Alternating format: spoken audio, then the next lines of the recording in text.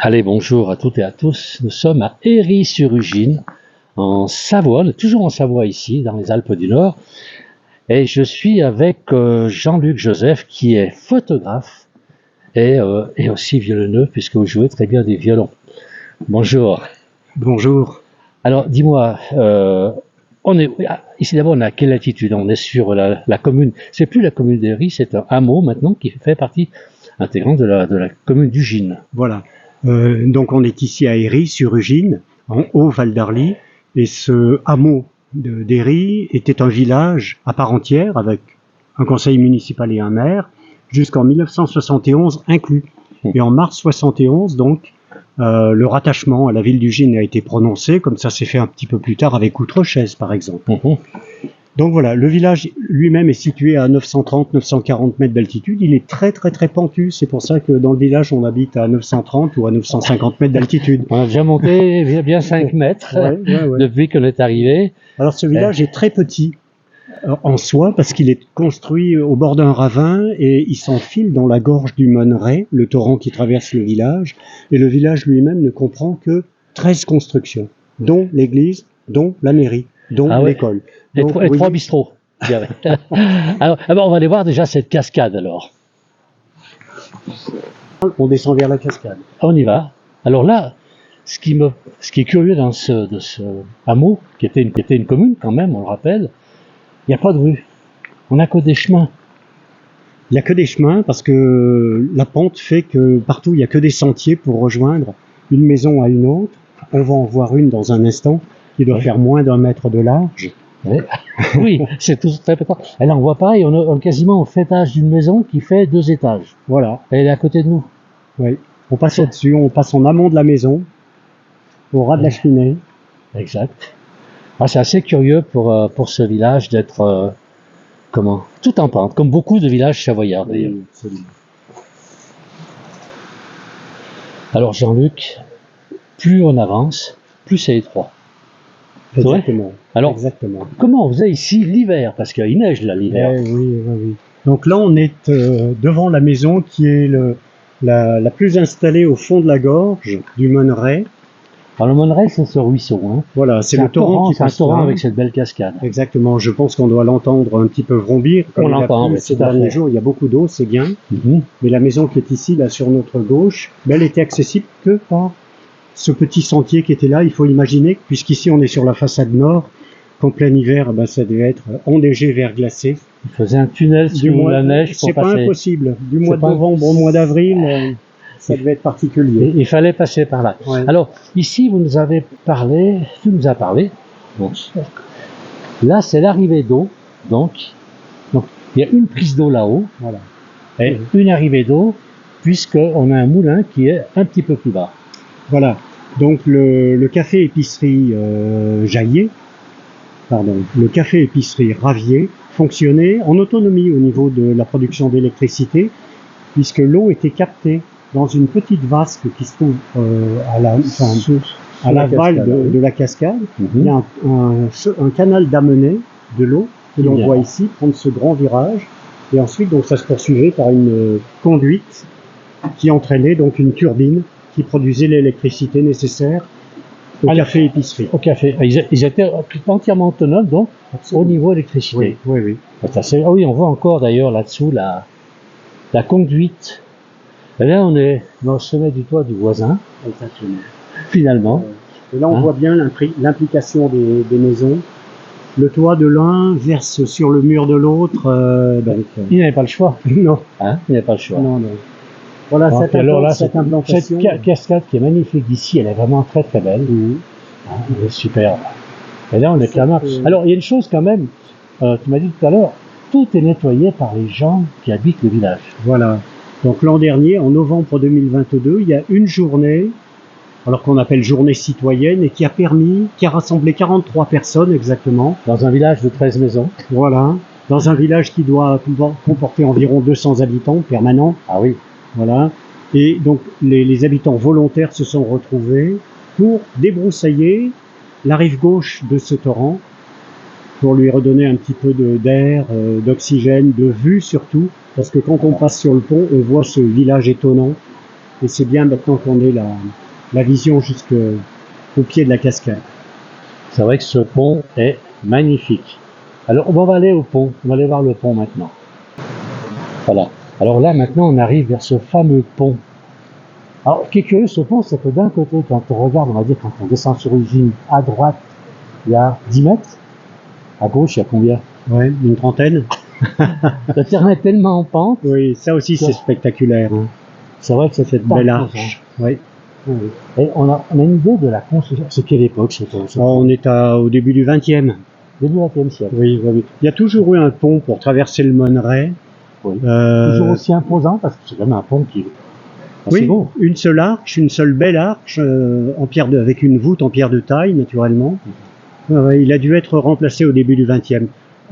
Jusqu'à la fin du XIXe, le chemin d'accès était plus bas, peut-être d'une dizaine de mètres. Donc il y avait un pont ancien qui a été remplacé par celui-ci. Et le passage est un peu plus aérien désormais. Un pont qui est toujours magnifiquement fleuri. Fleuri ce pont. Oui, oui. Enfin, moi, chaque fois que je passe à Héry, chaque fois ce pont est magnifique. Oui, ce pont est magnifique. On a une vingtaine de bacs à fleurs. On va aller le voir de plus près. Alors là, on est sur ce fameux pont qui est magnifique, toujours fleuri, comme je le disais précédemment. Et là, on a une vue quand même complète sur le village. Je ne sais pas si on peut approcher la caméra. On a la cascade, et puis on a ces maisons là-haut, ce bout de chalet, bout de maison. Toujours ces maisons bois et pierre comme on trouve en Savoie.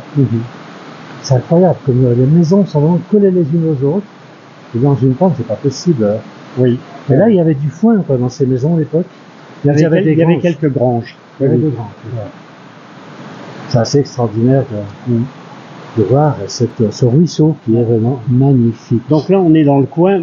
Il est spectaculaire ce coin. Il faut voir qu'il est austère également. Il faut imaginer qu'en hiver, il y a très peu d'ensoleillement. Hein. Le soleil est orienté à l'est, mais il y a très peu en hiver. Parce que franchement, c'est joli. Allez, on continue un peu plus loin. On y va en avant.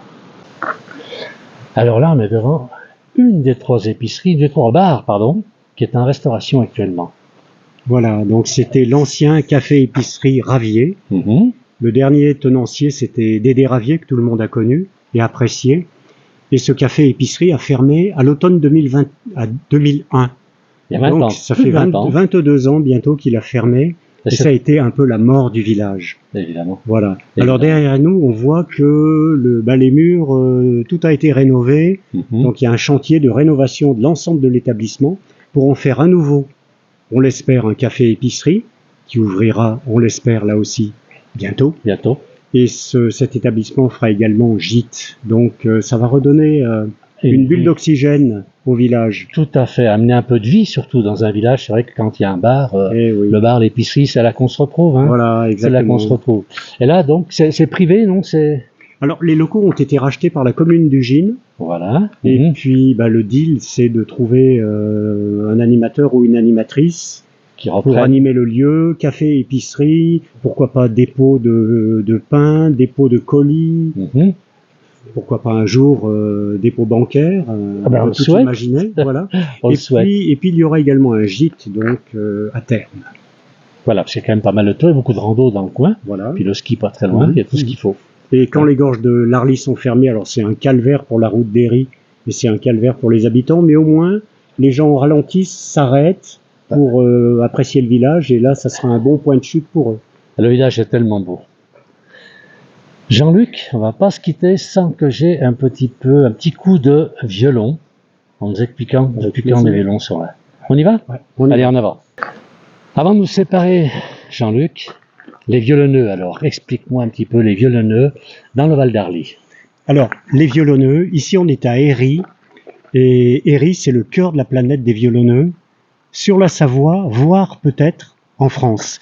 Il faut le savoir, le violon, c'était l'instrument de base de la musique populaire, ici en Savoie, à cause du quadrille savoyard qui ne se jouait qu'au son du violon. Et même avec la disparition du quadrille au fil des décennies, dans le courant du XXe siècle, le violon est resté l'instrument basique. Et ici, dans ce village, moi j'ai fait un inventaire que j'espère exhaustif des violonneux d'Héry, et sur le XXe siècle, j'en ai identifié 28. 28, c'est sans équivalent sur le territoire français. Et alors, c'est antérieur, bien sûr, à l'accordéon. Voilà. On parle sur l'accordéon. Oui, oui. L'accordéon chromatique, notamment, ce qu'on appelle l'accordéon musette, a provoqué le déclin et pratiquement a provoqué la disparition du violon. Mais voilà, il y a le violon, les violonneux ont laissé une trace dans les mémoires grâce aux enregistrements qui ont été faits jusque dans les années 80. Et là, je vais jouer une petite polka de Louis Ouvrier Bonaz, de Saint-Nicolas-la-Chapelle. Un village à côté. Le village commune à côté. Exactement, limitrophe Voilà. d'Héry, où il y avait également énormément de violonneux. Et la polka que je vais tenter de vous jouer, c'est celle qu'il appelait sa belle polka. Allez, on vous écoute. On t'écoute.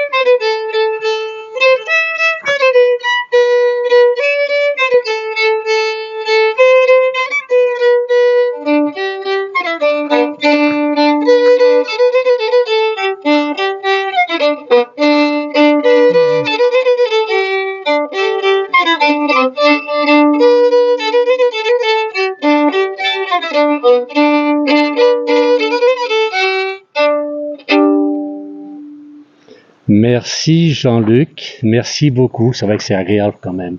Très difficile à jouer le violon. Ouais, on est passionné, mais on l'est pas.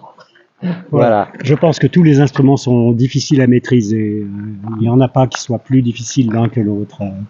Comme ça. C'est comme ça. Eh bien, merci beaucoup. Donc, on va diffuser ça sur la place du village. Merci infiniment de cette belle balade dans ce magnifique village hameau d'Ugine, Héry. Merci.